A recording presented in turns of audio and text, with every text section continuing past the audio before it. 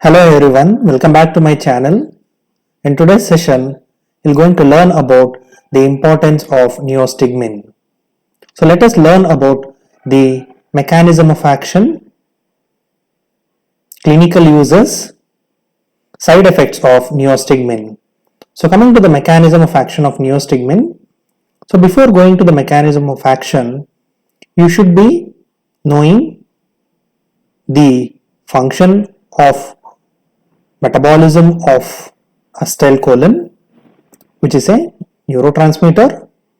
So acetylcholine will be converted to acetate and choline with the help of enzyme called as acetylcholine esterases. So this takes place in the synapse or the neuromuscular junction. So once you administer neostigmine, so neostigmine acts at the synaptic junction at the neuromuscular junction.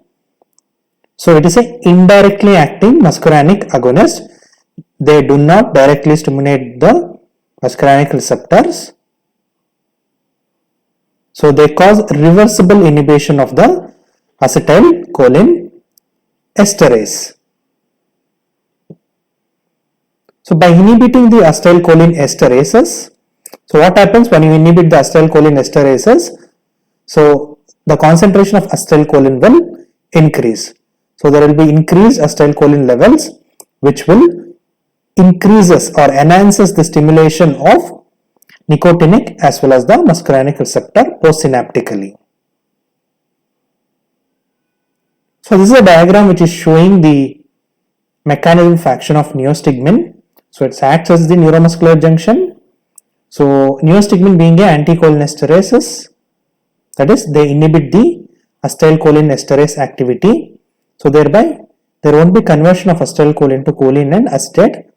So what happens? There will be increase in the acetylcholine levels, so which will enhance the activation of NM as well as the muscarinic receptor postsynaptically. So coming to the clinical uses of neostigmine. So clinically, NM uses of neostigmine is they are used in the treatment of myasthenia gravis orally. So as you know that myasthenia gravis is an autoimmune disorder where there will be production of antibody against the NM receptors. So here neostigmine will increase the concentration of acetylcholine. So they will overcome the muscle weakness which is produced by myasthenia gravis. And also it is used to overcome the muscular paralysis caused by the cobra bite, which causes the respiratory muscle paralysis. So remember, in the cobra bite, the drug of choice will be the antivenom. And also in case of non-depolarizing neuromuscular blockade, we can use neostigmine to reverse the non-depolarizing neuromuscular blockade post-operatively. So usually the examples of non-depolarizing neuromuscular blocker is pancuranium and vecuranium. It is given through IV route. So remember, in all this condition, along with the neostigmine, you need to administer the atropine, which is an anticholinergic drug, that is the cholinergic antagonist.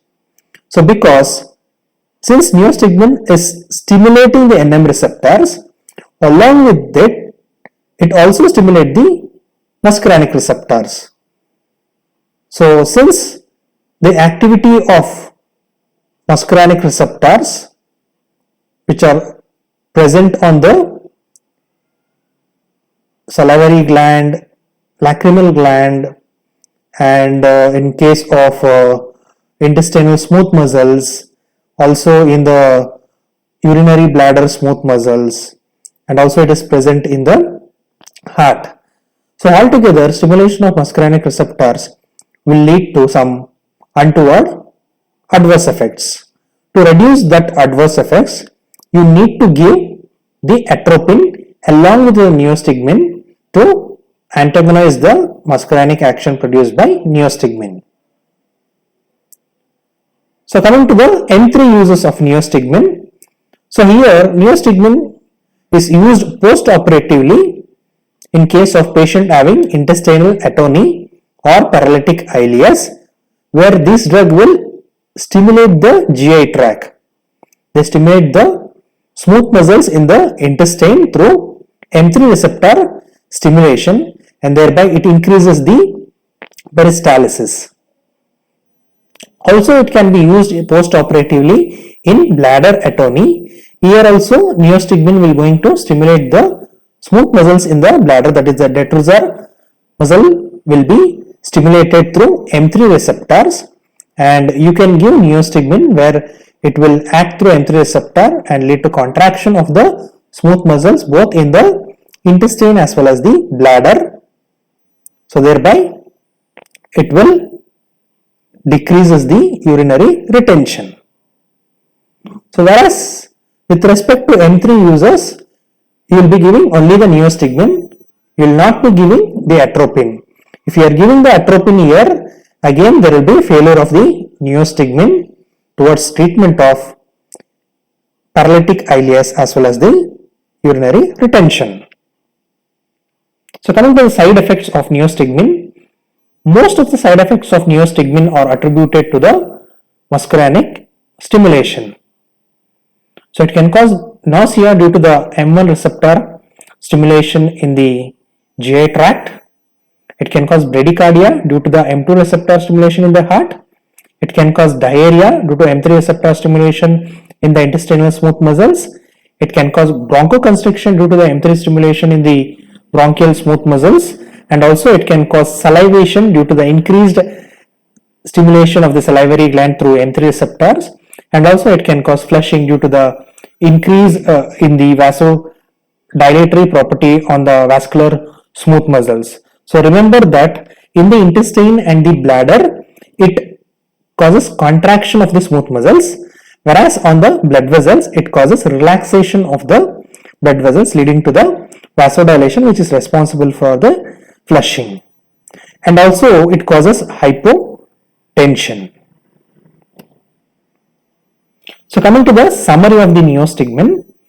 So neostigmine mechanism of action is, it is a reversible inhibitor of acetylcholinesterases, thereby it increases the concentration of acetylcholine leading to the stimulation of NM as well as the muscarinic receptor postsynaptically, and it will increases the muscular activity at the neuromuscular junction.